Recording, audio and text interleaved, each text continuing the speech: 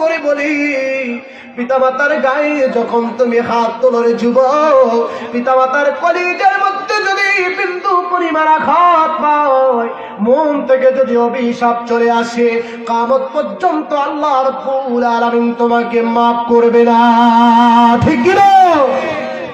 যে হাত দিয়ে গর্ভধারিণী মার গায়ে আঘাত করেছো, যে হাত দিয়া জন্মদাতা পিতার শরীরে আঘাত করেছো, এই হাত আল্লাহ রাব্বুল আলামিন বাঁকা বানাইয়া দিবে। যে মুখ দিয়া মাকে গালি দিয়েছো যুবক, আল্লাহ রাব্বুল আলামিন এই মুখ বোবা বানাইয়া দিবে। একজন সাহাবী নাম তার আবু হুরায়রা আল্লাহর নবীর কাছে এসে বললেন, ইয়া রাসূলুল্লাহ, ইয়া হাবিবাল্লাহ, হুজুর আমার মা আমাকে মেরেছে, আঘাত করেছে, আমি আপনার কাছে বিচার দিলাম। নবীজি বললেন, আবু হুরায়রা তোমার মা তোমাকে মেরেছে, তুমি আমার কাছে বিচার দিলাম। আর রাসূলুল্লাহ আমি আপনার কাছে বিচার দিলাম। আল্লাহর নবী বললেন, আবু হুরায়রা আমি নবী হওয়ার পরেও তোমার মায়ের বিচার আমি করতে পারবো না। সুবহানাল্লাহ। আল্লাহর নবী বলেন, আরে আবু হুরায়রা আমি তোমার মার বিচার করতে পারবো না, আমার দ্বারা সম্ভব না। আবু হুরায়রা বললেন, ইয়া রাসূলুল্লাহ, ইয়া হাবিবাল্লাহ, হুজুর গো বিচার যদি না করতে পারেন, শুনেছি আপনার নাম হলো রাহমাতুল লিল আলামিন, তামাম আলমের মধ্যে আল্লাহ রাব্বুল আলামিন আপনার রহমত বানায় প্রেরণ করেছে। হুজুর গো আপনি যদি দুই হাত তুলে দোয়া করেন, আল্লাহ রাব্বুল আলামিন আপনার দোয়া ফিরায়া দিবে না। জোরে কোন সুবহানাল্লাহ। ইয়া রাসূলুল্লাহ, ইয়া হাবিবাল্লাহ, আমি মুসলমান, আমার মা মুশরিকা, আমার মা আমাকে বারবার আঘাত করে, বারবার আমার শরীরের মধ্যে লাঠি দিয়ে লাঠি পেটা করে। ইয়া রাসূলুল্লাহ, ইয়া হাবিবাল্লাহ, আমার মার জন্য দোয়া করেন। রাসূলুল্লাহ বললেন, কেন তোমার মা তোমাকে মারে? ইয়া রাসূলুল্লাহ আমার মা আমারে বারবার বলে, তুমি আব্দুল্লাহর পুত্র মুহাম্মদের কাছে কেন যাও, কেন যাও, কেন যাও, আর যাইবা না, আর যাইবা না। ইয়া রাসূলুল্লাহ আমি আমার মাকে বলেছি, জীবন চলে যেতে পারে, মুহাম্মদের কদম আমি ছাড়বো না। সুবহানাল্লাহ। পাইলে নিরালাই গো নবী, পাইলে নিরালাই, পাইলে নিরাল, আমি দুই কদমে চুমো খাবো, দুই কদমে চুমো খাবো, চরণ দুলা মাখবো গায়ে, পাইলে নিরালাই গো নবী, পাইলে নিরালাই, পাইলে নিরালাই গো নবী, পাইলে নিরালাই। যেরকম আমিন। এই যুবক, এই বৃদ্ধ, নবীজিকে নিরিলায় নিশিতে চাই কি চাই না? সবাই বলেন, চাই কি চাই না? নিরলে নিশিতে দয়ার নবী, মায়ার নবী, মক্কার বাতি, মদিনার জ্যোতি, আমাদের হৃদয়ের স্পন্দন, কলিজার টুকরা, নয়নের মণি, দয়াল নবীকে চাই কি চাই না?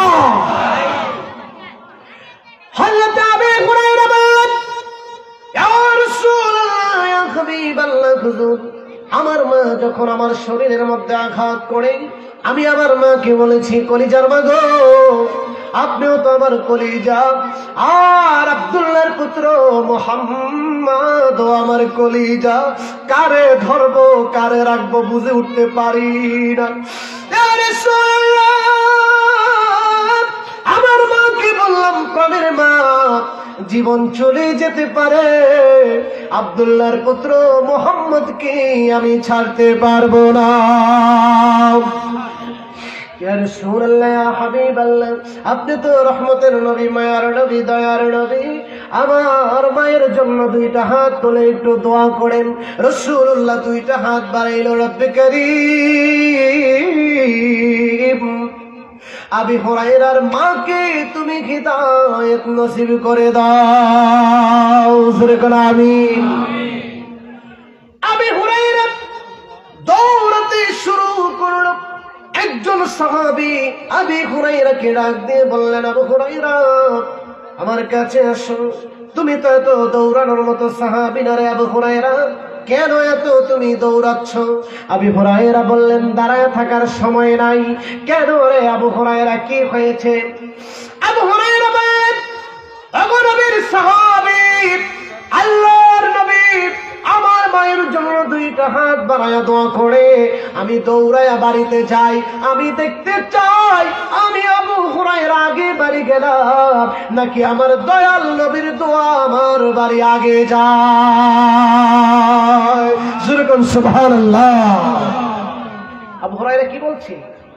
আমি বাড়িতে দৌড়ে আগে যাব নাকি আমার দয়াল নবীর দোয়াটা আমার আগে আমার বাড়ি চলে যায়? হযরত আবু হুরায়রা রাদিয়াল্লাহু তাআলা আনহু বাড়ির মধ্যে গেলেন, যাই আওয়াজ দিলেন, মা দরজাটা খুলেন। ঘরের ভিতর থেকে শব্দ আসলো, আবু হুরায়রা একটু দাঁড়ায় যাও, কিছুক্ষণের মধ্যেই তোমার জন্য আমি দরজা খুলে দেব। সুবহানাল্লাহ। হযরত আবু হুরায়রা বলেন, ঈদের পূর্বে আমার মা আমার সঙ্গে কর্কশ ভাষায় কথা বলতো, রাগান্বিত ভাব নিয়ে কথা বলতো।